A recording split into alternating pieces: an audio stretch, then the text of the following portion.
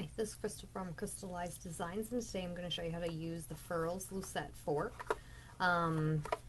This is such an awesome tool to have in your crochet tool bag if you like to create I-cord, or if you are intimidating making I-cord with a crochet hook. This reduces the need to make I-cord with a hook, and I feel it's quicker, and I can binge watch Netflix shows while creating I-cord or braids in general, and it just whips up so quickly. So today I want to show you, I have a review on the Furls Lucet fork, and I'm going to tell you right away that I love this Lucet fork. It is very, very smooth. It is lightweight. It is easy on the hand. It is an absolutely gorgeous tool, and each one comes differently because wood grain and the way they make these, there's none that are the same. When you get the Furls Lucet fork, you also get directions on how to work it as well as how to finish off. I am going to show you how I do it. There are two different methods to create I-cord, and I have one that I use over the other, so I'm going to show you both. So a Lucet fork has a handle, a guide hole, a right prong, and a left prong, and the Furls symbol, which just means it's exquisite. So those are the parts of this tool. What you're going to do is you're going to take your working yarn and you're going to feed it through the eye hole from the back to the front. And you just want to pull it out a couple inches. So basically I'm going to rest my thumb here in the thumb rest and keep tension on it throughout working the I-cord. Then once you got your I-cord or your working yarn, your tail through your guide hole, I'm going to show you using fingers, and then I'm going to show you how I wrap and keep tension. So you have it coming out the back. We're going to go around the right prong first, through the middle, around the left prong, and through the middle. So you've created like a figure 8, if you can see that from the top. I hope you can see that from the top. These little divots right here should hold your yarn as long as you're keeping tension up there. And the first one may be a little bit more difficult to keep this strand up there, but it will get easier as you make cord. So that is our first figure 8, and we're just going to repeat that same process. I hold my yarn, I loop it around my pinky, and I hold my yarn like so. So that's kind of how I work the cord. I'm going to, again, from behind to front, loop around the right prong, in between both prongs, back to front around the left prong. So we've created 2 figure 8s, 2 loops on each prong. Now, I switch hands normally because I'm right-handed. I'm going to take this and I'm going to loosen up on the tension a little bit, and I'm going to pull that over the top of that prong. I'm going to grab the lower one and pull that over the top of the prong and off the prong itself. So that is our first knot. So how hard you pull and tug is going to create your tension. Just please consistently do the same throughout. I tend to really tightly pull, but I'm not going to tightly pull this time. So that's our first knot. Now we're going to just repeat those steps and continue until we have the length we want. So we're going to go around the right prong, back to front, in the middle, around the left prong, back to front, to the middle. We're going to take the 2 lower strands, and you can tell when you have tight tension, it's harder to get up over those prongs. So having a more loose tension is beneficial with this. And I'm just going to pull it tight, and that is the second one. Again, I'm keeping tension here where my thumb is and here where the working yarn is. I'm looping it to create that figure 8, and then I'm pulling the bottom loop off the prongs. Loop, loop, off the prongs. There is another way to do this, and I'm going to show you that real quick. This is my preferred method, doing 2 loops at once and then pulling. You could also work around 1 and pull, work around 1 and pull, keeping that tension around 1 and pull. And I'm fumbling a bit because I'm not used to doing it this way, around 1 and pull. So I'm definitely not as good as doing it that way. You see I'm getting a longer strand here, so now I'm getting it out the eye hole, the cord that's created. I'm going to go back to my preferred method. I'm going to loop it around, pull them off. I'm going to just do a few more knots just to show you it coming out through the hole. It is a lot easier if you don't have your loops down here, because that's how far you have to pull it up over the prong. So these little divots really are beneficial to keep it close to the tip without sliding off the tip as you pull the bottom loop over. Whoops. All right, let's try this again. All right, we are going.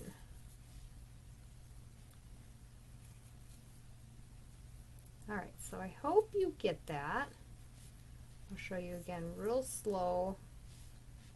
We're going to loop from back to front on the right and through the middle, back to front around the left to create a figure 8, and we're pulling the bottom loop above the top loop on the same prong and off the prong, and then we're going to repeat on the left. We're going to keep tension. Oops, so I pulled that one a little too tight. So now I'm struggling to get it off this prong, and I just kind of wiggle it off. But that is if you have tight tension. It'll be harder to pull off the prongs. And I think I'm going to do this one last one, like so. So that is how to create I-cord. Now, I have created I-cords in so many different types of yarn, and this is just a few. I love this yarn. I love the variegated bulky yarn. So this is several lengths that I have in the same yarn, and the different colors really make it pop out. And I have a new project coming out using just I-cords, and I'm really excited to release those. I hope you'll subscribe to this channel so you can get that right to you, as well as check that notifications box. But yes, so here I have this bulky yarn that creates a really thick I-cord.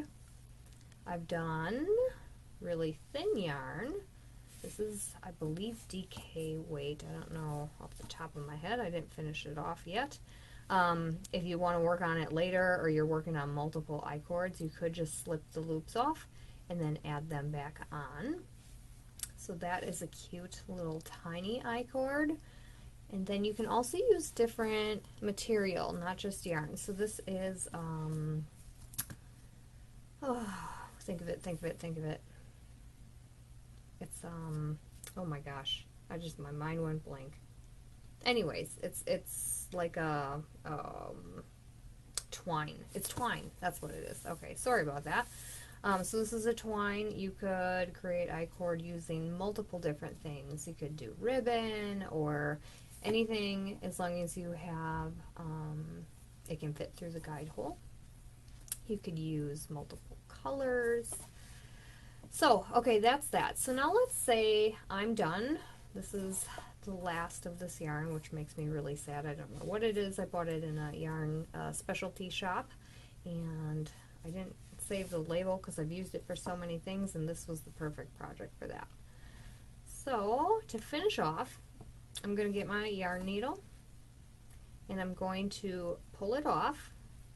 Now if this was really long, I wouldn't be pulling the Lucet fork through. Let me see, scissors here. I'm just going to cut the end so it's a little bit shorter. This is more like roving, so it might be a little harder to get on the needle. You do not have to use a needle if you want to pull these loops out really big and just feed it through. You could do that too. But as roving, This is difficult because it frays really easy on the end. So what we're going to do is with our end tail now, we're going to from top to bottom go through the right loop. Top to bottom, straight down. And then we're going to go behind the cord and straight up through the left loop. So like that. You can kind of see it going through the loops back there, or at least I hope you can see it. And then you're just going to pull it tight. Oops. Well, something went wrong there. I wonder if I just didn't pull it tight, or that one loop was. I don't know. Okay, let's see here. I'm going to finagle it. Well, normally that works a lot easier. Alright, I'm going to show you on a different one. Okay, I have this one all ready. I'm going to put the loops on my fork. Oops. Actually, I don't even have to do that. Whoops. Yeah, I'm just going to pull my loops. I don't need to pull up my, or put it back on my hook. Okay, or on my tool. This should be up. Alright. I'm going to put this on, and hopefully this one looks a little bit better than that last one. I'm not sure why that piece was sticking up. Okay, down through the right, around the back, and up through the left. And now this should have worked perfectly. So that is that. I wonder somehow, well, now I pulled it, but I wonder if this loop right here somehow got, I don't know, mixed up when I pulled it. But that is how you finish off your Lucet cord, and you can add this to so many crochet projects as a belt, a hand, like a tote bag, you know, strap. This would look cute, you know, as like a little hair accessory. There's so many different things, and I'm not saying what I'm going to come out with next because I would like it to be a surprise, but that is how to create I-cord and to finish off I-cord, and a few ideas on what you can do with the I-cord. If you love any of these tools, they are all from Furls, minus the yarn. That was a specialty yarn store. Minus the scissors. That was from just a general craft store. So again, the Lucet fork is from Furls. Let's get this in there correctly so it doesn't break. I keep my hooks in Furls. This is a hard case, a Furls hook case. This is a needle case from Furls. This is a yarn bowl from Furls. And this actually is white from Furls. White yarn from Furls. The DK. I'm pretty sure it's the DK weight. I hope so. You get 15% off using Crystallized 15 as you check out. I will put that link below as well. And I hope you enjoyed this tutorial. Make sure to hit subscribe and check that notifications box so anytime anything is released, you get notified right away. I hope you enjoyed this, and we'll see you later. Bye.